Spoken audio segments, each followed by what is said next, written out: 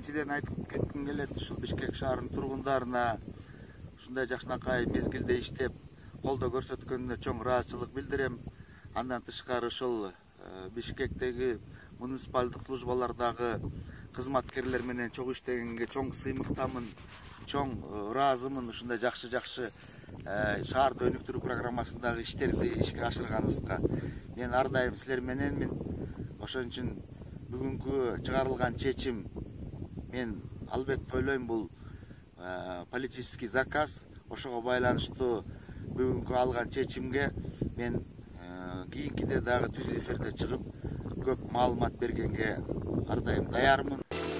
Бишкек шаарынын мурунку мэри Албек Ибраимов видео тасма аркылуу элге кайрылуу жасады. Албек Ибраимов тараткан видео тасмада тилекке каршы мен Бишкек шаардык кеңешиндеги окуя тууралуу кечирээк угуп калдым.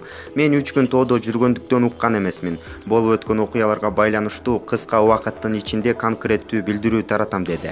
Эске сала кетсек, бүгүн Бишкек шаарынын кезексиз жыйынында кала мэри Албек Ибраимовго ишенбөөчүлүк көрсөтүлдү.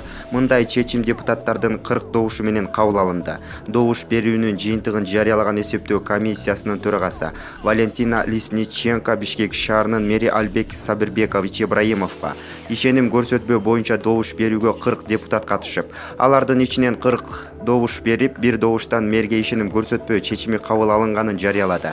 Ошентип шаардык бийликтин тарыхында биринчи жолу мэр депутаттардын чечими менен кызматынан алынды.